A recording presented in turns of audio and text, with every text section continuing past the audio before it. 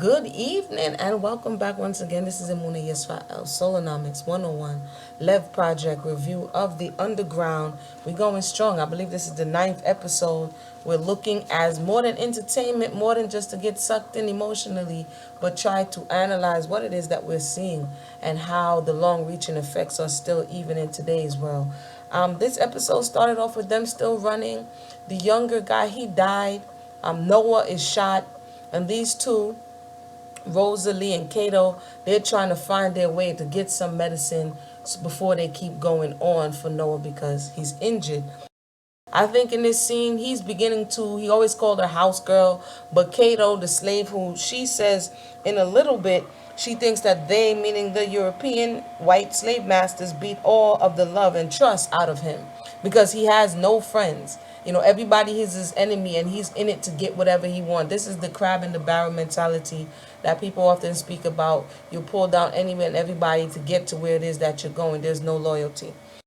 But I think they're showing where it is that he's starting to see her as a woman principal, especially as she's dressed up in the European garb. And for some reason, for me, just the way he's beginning to look at her, he's looking at her in a different way. First, he thought she was good for nothing. He thought that she was going to slow down the trip, but that's not what's happening. She's actually becoming an asset in his eyes. You know, and she has the information.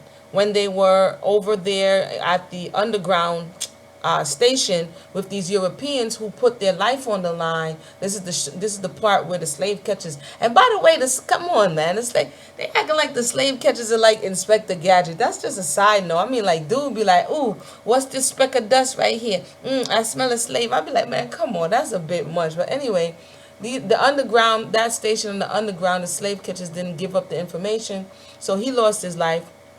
Not the slave catcher, the person who worked on the underground. He lost his life, and so these two, he gave her the information about the next stop. So as you see the way Cato is looking at her, he's starting to be like, oh, chill. You know, I didn't know Shorty was looking like that. He's starting to kind of get soft. Her womanly, although we can see that she likes Noah, you know, she's for Noah, but now it's going to be kind of like a love triangle. I think that's what they're setting it up for, that it's going to be some level of a love triangle between her, Noah, and Cato.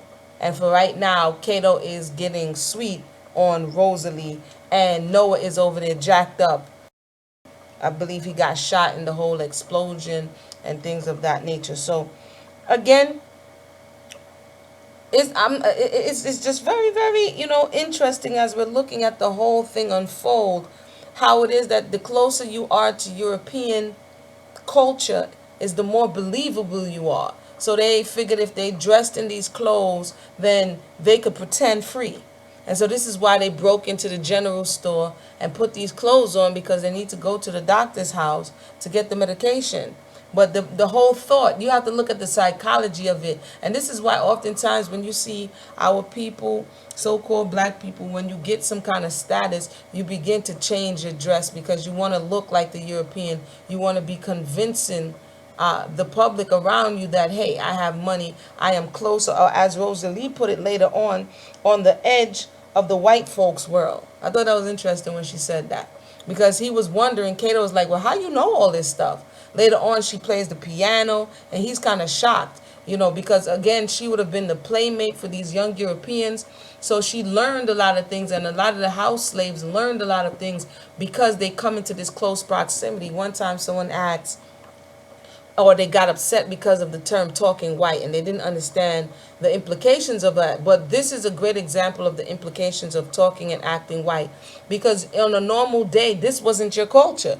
You wouldn't have been acting like this, you wouldn't have been speaking like this, you wouldn't have been dressing like this. And the fact that you act, speak, and dress in this manner, this European manner, not to say you didn't have clothing where you came from in times past, not to say you did not know how to dress yourself, but in this manner, this was a strictly European style of dress. And so when someone saw you, they automatically assumed, as the housemaid did, that, you know, you're well off, you know, you're doing good, because look, you look like the European, you sound like the European. And this is the scene I think is very interesting, because this is what she's saying to them. She ain't never seen no, quote, niggas, end quote, look like you. And it she was curious, you know, she was curious about it. And what's funny is, I don't know, it just hit me as I watched it the second time. I kind of watched it twice, and please bear with me, it's a little bit late for me, but they had to end up telling her, or Rosalie told her, look, you know what, the jig is up. We're really slaves, and and she's like, oh no. You know, she started backing up. I'm not curious no more. You know, I can't help you. I don't want to help you. I don't want to get in trouble. And this was what we have to understand, that the power system and the way in which it's set up is that if somebody helps their own, oftentimes these celebrities, when they get money, they're afraid to come back and help their own. Why? For the same reason that this house servant was afraid to help, because those who are really in power, meaning across the whole structure of government, city, state, local, federal, they can come for her. She really doesn't have any back until she did it sneakingly. You know, when when Rosalie appealed to her sympathy, she gave them the keys to get the medicine, but it was very reluctantly, because it would compromise your own position. And this is what we see oftentimes. Now, Sam, which is Ernestine's son, he ran away and he got caught. He was trying to get out. So Sam was part of the making seven. He didn't make it off the plantation. He tried to run away. And now they want to cut his heels. So his mother, they have it that his mother elected that she could go, so that even though she's inflicting this pain, it wouldn't be to the degree that the European would do it. And we would see this often in the way that the slave mother or the slave family would deal with their child.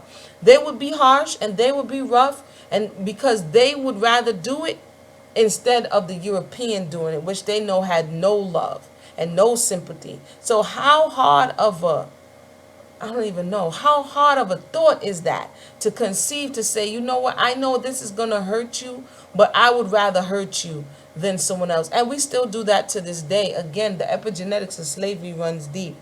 I find this scene very interesting. This scene, we need to listen. Like, don't get so sucked into the emotion. Listen to what is scripted, what is being said, the fear that is being expressed in this meeting, the fear of the black people coming back for us, the fear that they're going to take us over, they're going to want retribution. This is why you shoot down somebody with no weapon, because this fear is still, just as slavery has its legacy for so-called black people, slavery also has its legacy for so-called white people. And I find it interesting in this scene that they're quoting Samuel Cartwright, which was like, again, some pseudo, as they put it, psychologist who came up with a term of drapetomania, and said that this is why the slaves wanted to run away, and the cure was to beat them or to maim them, and this would stop them from running away. So again, listen closely. I know it is, he's saying it in a way in which if you're not really knowing what you're listening for, you're not going to hear it, but this is what the thought was. And I'll just say that earlier on, when they first brought back Sam, and there was the European who brought him back, he said to the slave master, he said, you know what, if you hung them, and this is what he ended up doing, he didn't get his heels cut, but he ended up hanging him. He said, if you hung him, then he would be an example for the slaves, and you would have less runaways. So he decided, they made it seem like in the whole scene that he got a, amazing grace, saved a wretch like me, and that he was going to turn around and do what was right. But in actuality, he went for the gusto. He actually hung Sam. And Sam said, when he was speaking to his mother in the scene, that he would rather die than be handicapped. And that was one more thing that I want to talk about, and I will end there. That this system, it never stopped, looked to handicap the people, handicap the enslaved. At this point, it was a physical handicap.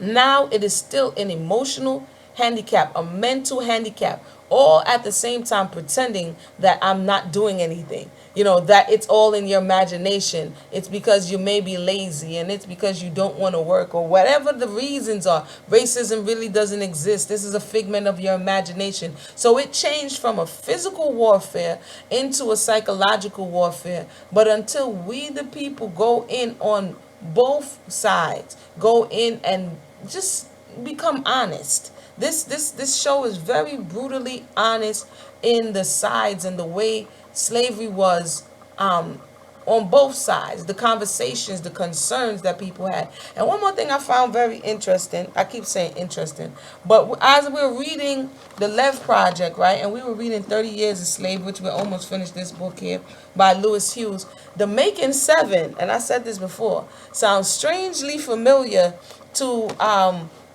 his escape on page 101. This is the fourth time that Lewis Hughes tried to escape, and it's titled My Fourth Runaway Trip. If you missed it, go back and listen to it, because the Making Seven, I don't think it was seven of them, but the cast sounds strangely familiar to what we're watching here. And I say that to say that we're not watching just entertainment. The people who put this together had a lot of research. They probably had a research team. They probably read a whole lot of narratives, a whole lot of history to kind of piece it together to paint this story. And so if we begin to understand deeper what we're seeing, and go into it, then we will gain more understanding and be less knee-jerk reaction and kind of get somewhere in our own growth process. So once again, I want to thank you for tuning in. My name is Amuna Yisrael. This has been Solonomics 101. This is the Underground, and if I'm not mistaken, it has 2 more episodes to go in this season. And I think I saw, I think I saw that they're gonna get picked up for another season. So again, continue to be the change that you desire to see in the world. And look out for more projects coming. You can check me out at emunayisrael.com for more books, more projects, working on a whole lot of stuff. So definitely stay tuned and talk to you soon.